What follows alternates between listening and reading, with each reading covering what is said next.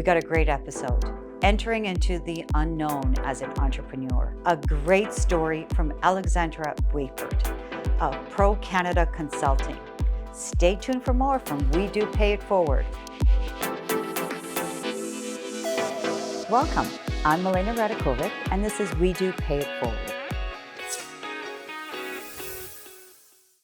I hope you all enjoyed the episode with Sue from Canaccord Genuity. Today, we've got a very special guest, Alexandra Weipert from Pan Canada Consulting. Welcome, Alexandra. I'm so excited for you to share your story. You've got a great story, so I'm going to let you take the stage. Tell us a little bit about yourself and your journey as an entrepreneur. Thank you so much for having me. I'm really excited. So my name is Alexandra Weipert.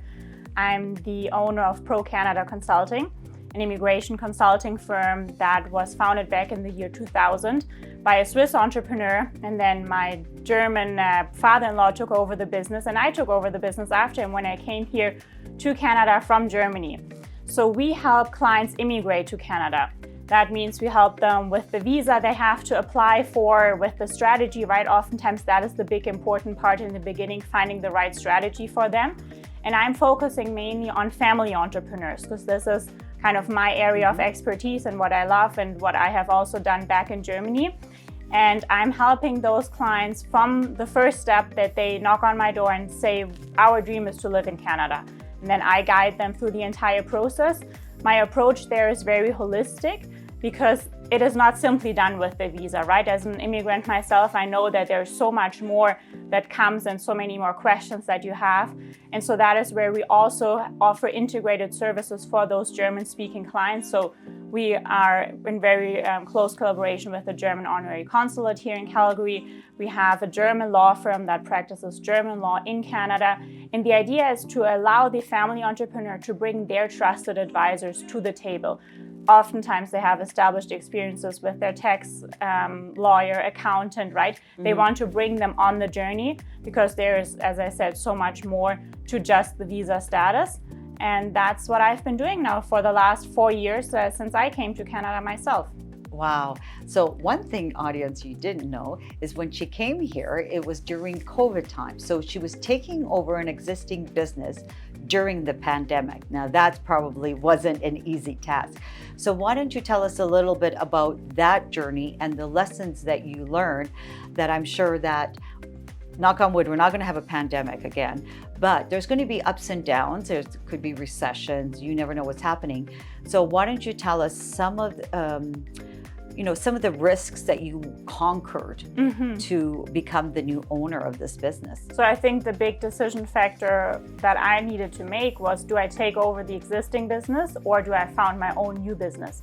And I think you always have to understand the pros and cons of that, right? Maybe founding your new business, you can make it really your own, like your own identity, own branding. It's maybe also newer, but it is also less costly in the beginning. But then taking over the existing business, there is that value that you can't measure, right? It is somehow, the name is already in the in the community. And I think especially for myself, as I'm focusing on German-speaking clients, that name is known in the community. And so it's so hard to measure that referral factor, and it's so hard to put that in the evaluation. So that, I think, is the first challenge that you really need to conquer in making that decision.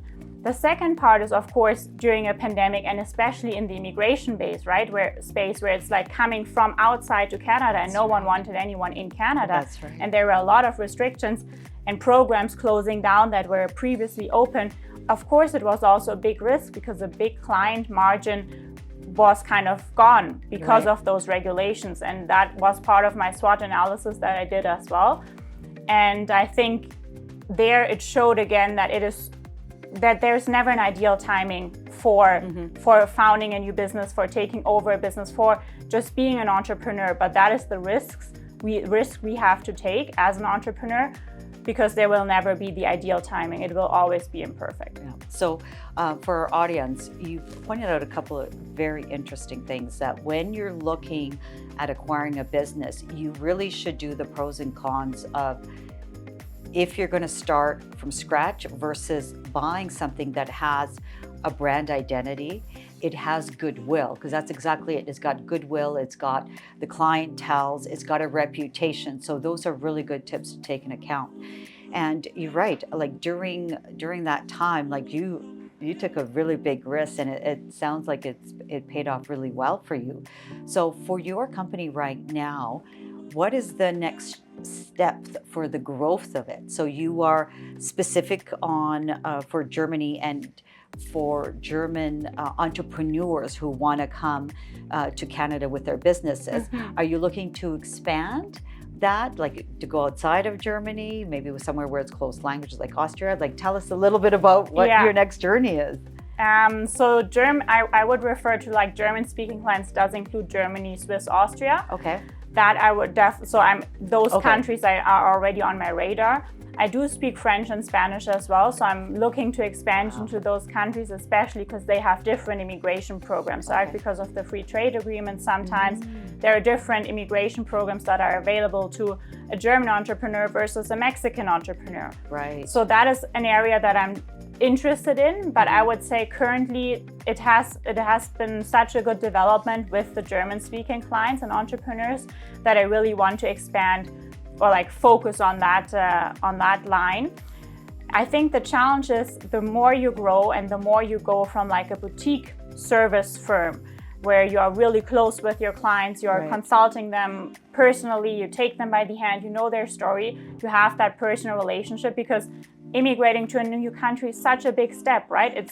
It's like life-changing, and it just takes so much empowerment also from my end towards them, because I take them on that journey and I guide them through the process. That I think a challenge is, how do I up kind of the numbers of clients that I serve without reducing the quality of service? And I think that is something where especially I'm looking for more talent, right? Like bringing in more people that can help with that.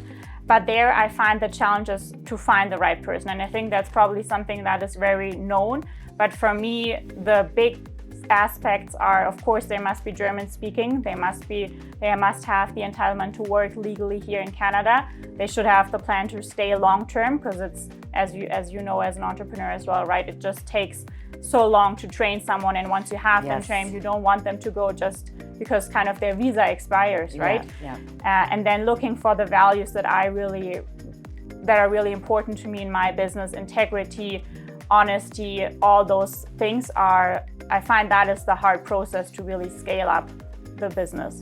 I just can't imagine, because as an entrepreneur myself, I have a hard time, growing my team with the right, but you've got it even harder because you've got a language barrier as well, because as you mentioned, not only are you looking for someone to fit your culture that has, as I always say, culture, your core value is part of the culture, but also the language. And so you've got German, you said you want to expand with French and Spanish speaking. So yeah, that would, I could see that. So for our audience, I love the story that she's talking about finding the right person that meets your team. I think it's really, besides the skill set, it's also the core values as well. Yeah, no, that's a really good point. And why don't you tell us a little bit about in your growth, because one of the things the audience didn't know that is you went literally from school, graduating from school, to being an entrepreneur.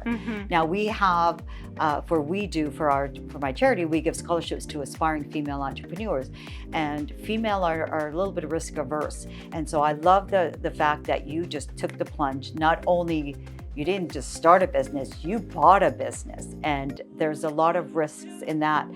Tell us a little bit of the courageousness of you that made you do it. Like, what kind of a support system did you have? So I would say I definitely had a strong kind of academic support system that also supported me in the way how I go about the negotiation, right? How I evaluate that. And I would say that big part was also my fiance, who has like the business background, which I don't have. And so I think for me, it was always clear that I wanted to do something in law. Back in Germany, I wanted to be a German lawyer, but then I also knew I would move somewhere else. I first thought about Australia, and then took my fiance some years to convince me to go to Canada. But so I knew that I wanted to do something in the area of law. And if you come to a new country, the question is, what do you do, right? Like, do you get your degrees accredited? Is that important for your career here? And so while I knew that I wanted to take over the business, because I knew that the previous owner would go into retirement, I had the opportunity to already do my immigration practitioner diploma while I was still in Germany with a Vancouver college. So I did for 6 months, I did night shifts in Germany, working or studying from 2 to 5 a.m. in the morning. Gosh. And so that allowed me then, when I became a permanent resident, to write the entry to practice exam. So I would say in that step, I was already in that courageous mood, right? I would never use the word for me to be that I'm courageous, but I know that that is what you think from the outside. And I think for me, it was just, I was in that mindset already. I was in a new country. It was the pandemic. It was just trying to figure out a life, right? Trying to find new friends and a business network as well. And that is where I then was, I guess, just in the mindset, and that I also take over the business and take on that journey and challenge. Oh, well, what an amazing story. Thank you so much for sharing this. If you could name one woman entrepreneur or a woman business leader that inspires you or you look up to, who would that be? So her name is Lea Sophie Kramer. She's a German entrepreneur. What I absolutely appreciate about her, she started her business with another fellow from university. And they have created a really multi-billion or really big business in Germany.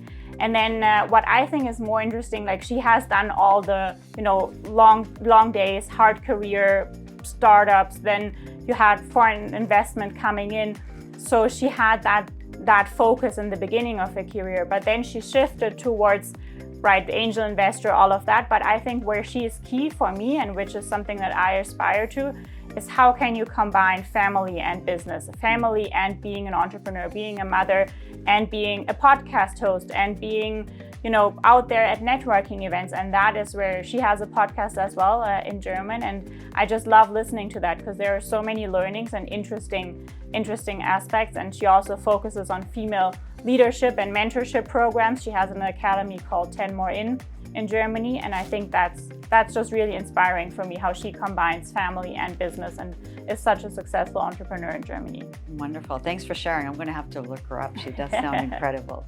Well, thank you again. How can the audience get a hold of you and your business?